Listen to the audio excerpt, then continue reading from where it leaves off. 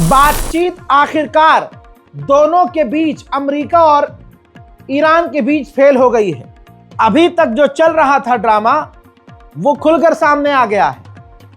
देखिए, कल मैंने आपको बताया था कि नेतन्याहू जिद कर रहा है, डोनाल्ड ट्रंप पर प्रेशर बना रहा है कि अब तो हमला कर दो, बहुत टाइम हो गया, हमला करो हमला करो हमला करो, और ईरान की बैलिस्टिक मिसाइल्स पर भी बात करो, हर अपनी बात को रखो और ईरान की मिसाइल, परमाणु, सब पर बात करो। ठीक, ये बात मैंने आपको कल बताई थी। डोनाल्ड ट्रंप बिल्कुल भी जंग की तरफ आगे नहीं बढ़ रहा था, बातचीत करना चाह रहा था। आपको मैंने कल ये भी बताया था कि कुछ अमेरिकी ऑफिशियल्स ने कह दिया है कि अब ईरान जब अपने ड्रोन को भेज रहा है, सटीक निशाने पर भेज रहा है, जो हमारा एयरक्राफ्ट करियर है वहां तक उसने भेज दिया है, तो अब बातचीत फेल कर दो, बातचीत करो ही मत। दोस्तों, यही अभी चल रहा था कि इसी बीच ऐसी ही खबर आ गई। क्या खबर आई भाई? डोनाल्ड ट्रंप की गवर्नमेंट ने कहा ईरान से कि हम तुर्की के अलावा कहीं और जाकर बात नहीं करेंगे। ईरान ने कह दिया कि हम परमाणु के अलावा किसी और मुद्दे पर बात नहीं करेंगे। लो जी, हो गई, खेल खत्म हो गया। ईरान ने कह दिया कि हम परमाणु के अलावा किसी पे बात नहीं करेंगे, और अमेरिका ने कह दिया, जो कल तक राजी था कहीं भी बात करने को, कि हम तो भाई तुर्की के अलावा कहीं और ओमान में बात नहीं करेंगे। यह बात होने के बाद अमेरिका ने कहा कि देखो, बात होगी तो परमाणु पर भी होगी और दूसरी चीज़ों पर भी होगी, और तो और हम तुर्की में बात करेंगे, इसके अलावा कहीं नहीं करेंगे। मानना है मानो, नहीं मानना हो मत मानो। ईरान ने कह दिया ठीक है, नहीं मानेंगे। दोनों तरफ बराबर की टक्कर है, और अब इसके बाद बातचीत फेल हो गई है और अब जंग का खतरा बढ़ गया है। बातचीत फेल होने के बाद डोनाल्ड ट्रंप का एक इंटरव्यू आया, जिसमें वो मीडिया कर्मी से कह रहे हैं कि अब ईरान के सुप्रीम लीडर को, खामनाई को, चिंता होनी चाहिए। अब आगे इंटरव्यू में डोनाल्ड ट्रंप ने कहा कि हमने ईरान को ऑफर दिए हैं कि ये शर्तें हैं, आपको माननी पड़ेंगी। हमने उनके न्यूक्लियर प्लांट्स को पूरी तरह से तबाह कर दिया था, और अब हमें पता चला कि वो अपने न्यूक्लियर प्लांट्स को कहीं और बना रहे हैं और उसकी तैयारी में है। तो हमने धमकी दे दी है कि अगर ऐसा किया तो हम दोबारा हमला करेंगे। उधर अमेरिका को उकसाने वाला इजराइल, उसे अच्छे से पता है कि ईरान हमें नहीं छोड़ेगा, तो इजराइल ने ड्रिल की है।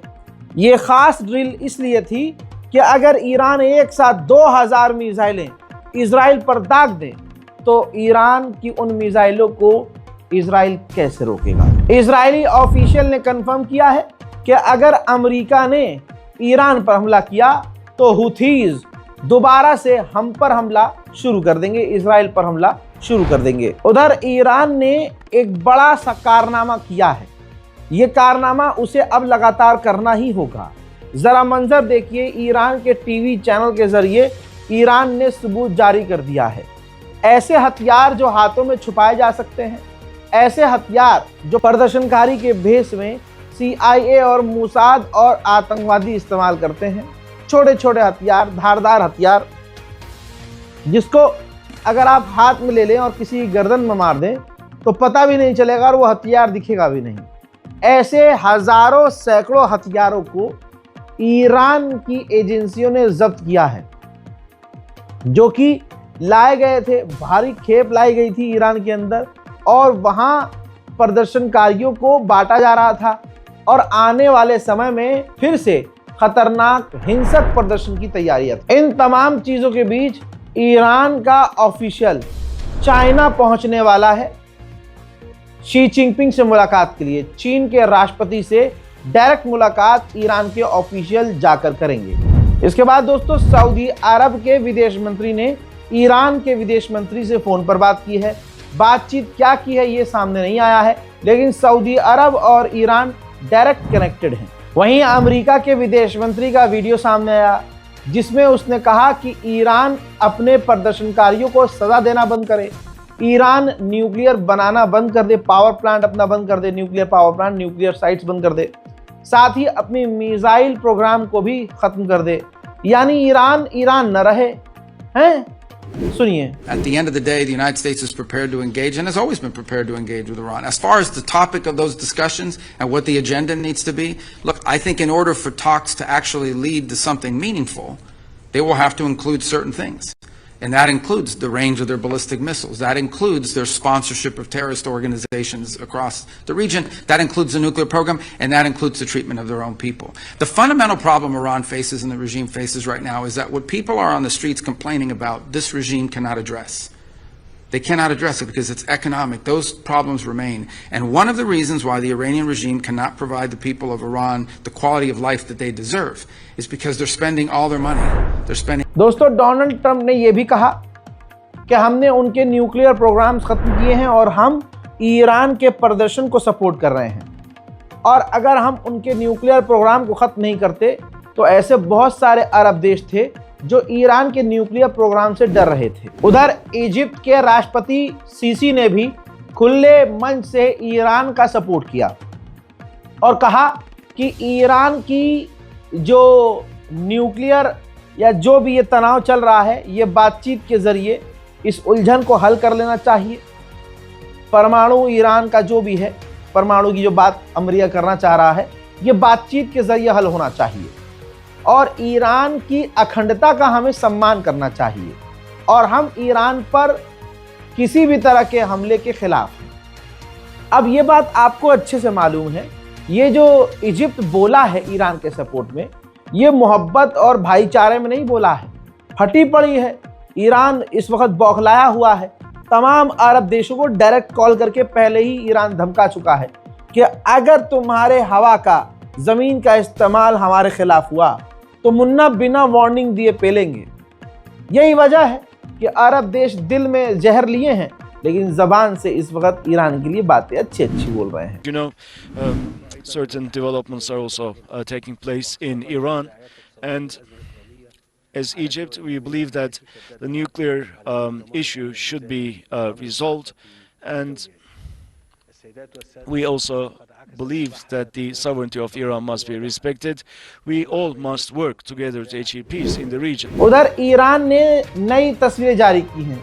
ईरान के आर्मी ऑफिशियल, तस्वीर देखिए, ईरान के आर्मी ऑफिशियल मिसाइल सिटी पहुंचे थे, जहां पर मिसाइल्स के अलावा और भी कई तरह की चीजें वहां मौजूद थी, कई तरह के हथियार वहां मौजूद थे। दोस्तों, ईरान का एक टीवी चैनल है, ये देखिए, उन्होंने, वहाँ के एंकर ने साफ कहा कि हम कुछ ही देर पहले ईरान की नई मिसाइल सिटी की वीडियोस जारी करने वाले थे, लेकिन हमें सरकार का आदेश आया और बताया कि ये हमारी देश की सिक्योरिटी के लिए खतरा हो सकता है, दुश्मन इसका फ़ायदा उठा सकता है, लिहाजा हमने वो फुटेज लाइव नहीं किया है। इजराइल को, अमेरिका को यकीन है कि ईरान बहुत ताकतवर है। आप सोचिए, महीना भर होने वाला है, अमेरिका कर क्या रहा है? पूरे मिडिल ईस्ट में अपने साथी देशों के यहाँ हथियार तैनात कर रहा है, टैंकर तैनात कर रहा है। अमेरिका ने कभी भी जिंदगी में इतनी बड़ी ताकत तैनात नहीं की है। आपको पता है, अमेरिका का एक और एयरक्राफ्ट कैरियर जिसका नाम है जॉर्ज बुश, जी हाँ, जो पूर्व राष्ट्रपति के नाम पर है, वो एयरक्राफ्ट कैरियर तेजी से ईरान की तरफ आ रहा है। कई सारे एयरक्राफ्ट कैरियर ईरान के खिलाफ तैनात हैं। अब ये जॉर्ज बुश एयरक्राफ्ट कैरियर, ये क्या है? एयरक्राफ्ट कैरियर होता है समुद्र में चलता फिरता एयरपोर्ट, जिस पर फाइटर जेट लैंड करते हैं और उसी से टेक ऑफ करते हैं। इससे ड्रोन भी टेक ऑफ करते हैं, साथ ही हेलीकॉप्टर भी इस पर लैंड कर सकते हैं और इससे टेक ऑफ कर सकते हैं। समझ रहे हैं आप? तो ईरान के खिलाफ अमेरिका ने पूरी ताकत झोंक दी है। बहुत सारी चीजें हो रही हैं। एक इंटरेस्टिंग चीज बता रहा हूं।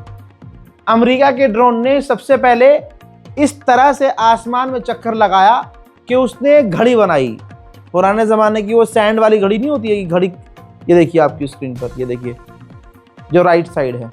फिर उसके बाद ईरान के ड्रोन ने आसमान में तलवार बनाई। भाई साहब, जलवा है ईरान का भाई। ईरान ने हज़रत अली की जो तलवार है जुल्फ़िकार, उसके शेप में मूवमेंट किया और तलवार, यानी ईरान जमीन से आसमान कहीं भी जाओ भाई, अमेरिका के आगे रुकने और झुकने को तैयार नहीं है, मुंह तोड़ जवाब दे रहा है। अमेरिका अकेले नहीं है, अकेला ईरान है, पूरी दुनिया की ताकत अमेरिका के साथ है। ये लीजिए, ध्यान से देखिए भाई, ब्रिटेन का जासूसी जहाज लगातार ईरान के आसपास उड़ रहा है, अमेरिका की मदद हर देश कर रहा है, सारी ताकतें ईरान के खिलाफ। आइए अब जॉर्डन का अमेरिकी बेस दिखा रहा हूं आपको। हजरात, जॉर्डन में अमेरिकी बेस पर F-15E और A-10C जेट, जी हां, मुवफ़्फ़क़ सल्ती एयरबेस जो अमेरिका का है जॉर्डन में, वहां पर खड़े हुए हैं। अमेरिका के जितने एयरबेस हैं अरब देशों में, इधर उधर, भाई सब जगह हथियार से लदे हुए हैं। हर एयरबेस पर हथियार, फाइटर जेट, ड्रोन, पूरी ताकत अमेरिका ने मिडिल ईस्ट में तैनात की हुई है। उधर IRGC के जनरल एनवॉय ने कहा है कि हम अमेरिका के सारे एयरबेस पर हमला करेंगे।